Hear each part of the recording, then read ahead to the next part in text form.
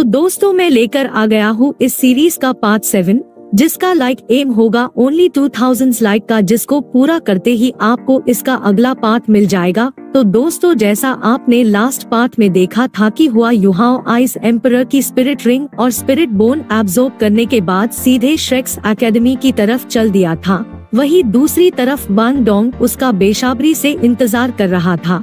और जब हुआ युहाओ फाइनली श्रेक एकेडमी में आ जाता है, तब वांग डोंग उसके बहुत गुस्सा होती है और उस पर 2-4 लाते चला देती है। और फिर वह हुआ युहाओ को बताती है कि आज न्यू स्कूल एडमिशन का लास्ट डेट है, जिसे सुनकर हुआ युहाओ चौंक जाता है। जिसके बाद ये दोनों ही दौड़ते हुए उनके ऑफिस के बाहर जाकर खड़े हो जाते हैं। वहीं हम ऑफिस के अंदर देखते हैं, जहाँ टीचर और फान्यू रोमांस करते हुए बातें कर रहे होते हैं। और तभी फान्यू टीचर से कहता है, आखिर हुआ युहाओ का क्या कारण होगा हमसे झूठ बोलने का। इस पर टीचर कहती है, वो एक अच्छा पसंद नहीं है और वो एक नंबर का झूठा है। तो फान्यू टीचर से कहते हैं, ठीक है गुस्सा मत हो, और मैं भी काफी गुस्सा हूँ, लेकिन एक डिसिप्लिन को ढूंढना काफी मुश्किल होता है।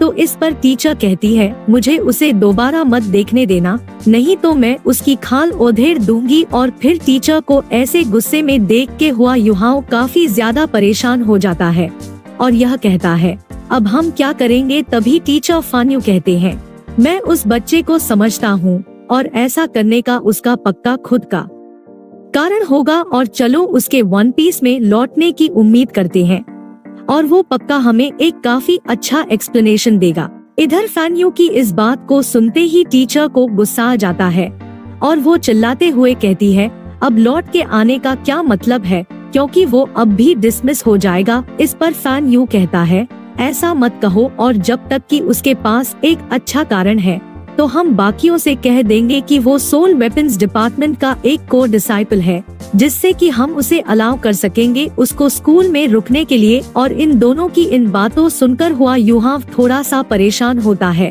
और यह मन में कहता है, मैंने बिल्कुल भी नहीं सोचा था कि यह दोनों ही टीचर मेरे बारे में इतनी चिंता करेंगे, और मुझे काफी ज्यादा बुरा महसूस होगा अगर मैंने इन्हें सच नहीं बताया तो।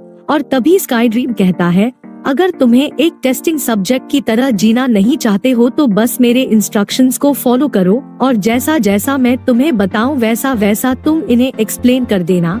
और स्काई ड्रीम की बात को सुनते ही हुआ युवाओं मन में कहता है, स्काई ड्रीम ने सच कहा, मैं इन्हें इस बारे में नहीं बता सकता हूँ, और अभी सब कुछ मेरी जुबान से निकलने ही वाला था।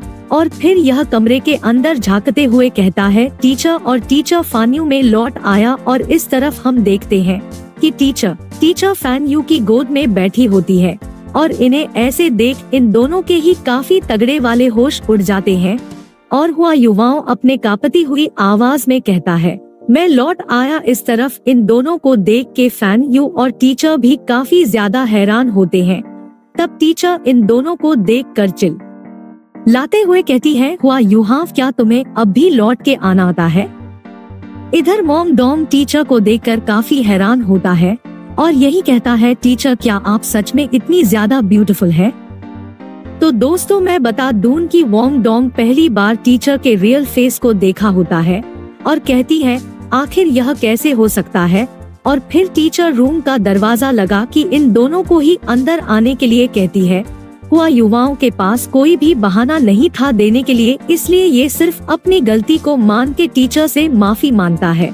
और हुआ युवाओं इन्हें बताता है कि इसने ऐसा महसूस किया था जैसे इसकी स्पिरिट एजेंट्स ब्रेक हो जाएगी और अगर स्पिरिट ब्रेक होती है। और हुआ युवाओं इन्हें बताता है कि इसने ऐसा महसूस किया था जैसे इसकी स्पिरिट साइन ब्रेक हो जाएगी, और अगर स्पिरिट ब्रेक होती है तो यह चीज स्पिरिट मास्टर के लिए मौत के बराबर होती है। और यह बिल्कुल भी नहीं चाहता था कि मेरा टीचर मेरी चिंता करे, इसलिए मैंने आप सभी से ही झूठ बोला। इस तरफ इन दोनों ही टीचर्स के पास हुए युवाओं के ऊपर डाउट करने का कोई भी कारण नहीं था, इसलिए इन्हें हुआ युवाओं की बात पर पूरा भरोसा हो जाता है। लेकिन वांग डोंग को अच्छे से पता था कि हुआ युवाओं झूठ बोल रहा है, और ऐसा इसलिए क्योंकि वांग डोंग हुआ युवाओं के साथ स्पिरिट फ्यूजन परफॉर्म करता है। और वांग डोंग मन में कहता है कि ये बंदा कितना झूठ बोलता है, मैंने कभी भी इसके स्पिरिट साइन में कुछ भी रॉन्ग फील नहीं किया। और फिर टीचर फान्यो हुआ युवाओं को उठाते हुए कहते हैं, चलो ठीक है, अब उठ जाओ और अब जल्दी से मुझे बताओ कि तुम अभी कैसा महसूस कर रहे हो और क्या तुम्हें अभी कैसी फीलिंग आती है। और फिर टीचर कहती है, यहाँ तक कि वैसे तुम्हारा स्पिरिट बिल्कुल ठीक है, लेकिन तब भी तुम लेट हो और तुम्हें अब भी अपनी सेकंड स्पिरिट रिंग को हासिल नहीं किया है। और अभी स्कूल के दौरान हम क्या करेंगे। इधर टीचर की इन बात को सुनकर हुआ युहाव कहता है, टीचर मैं अपने सेकंड स्पिरिट रिंग को हासिल कर चुका हूँ।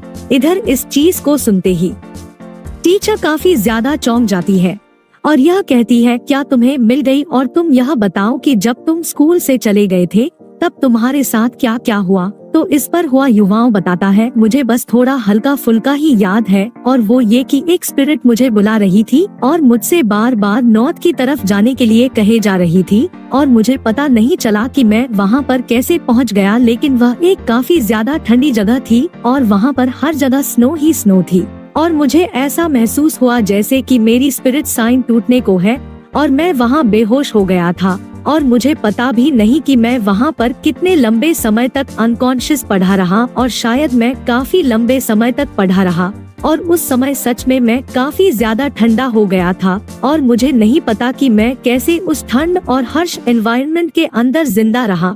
और जब मुझे होश आया तब मैंने पाया कि मेरे स्पिरिट रिंग स्टोर हो चुका है और यह पहले की जैसे एकदम नॉर्मल हो गया था। और यहाँ तक कि इससे भी ज्यादा अजीब चीज यह थी कि मेरे ही बाजू में एक स्पिरिट बीस्ट मरा हुआ पड़ा था जो कि 1 मीटर से भी ज्यादा लंबा आइस एम्परर स्कॉर्पियन था और मुझे तो ये भी नहीं पता कि वह स्कॉर्पियन कैसे मरा। और तभी मुझे फील हुआ कि मेरी स्पिरिचुअल एनर्जी बढ़ चुकी है और मैंने देखा कि अब मेरे पास सेकंड स्पिरिट रिंग आ चुकी है। और फिर उसके बाद हुआ युहाओ टीचर और फान्यो को अपनी स्पिरिट रिंग दिखाता है, जिसे देख दोनों चौंक जाते हैं। तो दोस्तों इस पार्ट को यहीं तक रखते हैं और अगले आज ही आ जाएगा। So don't worry, just only like the video और कमेंट में नेक्स्ट पार्ट लिखो।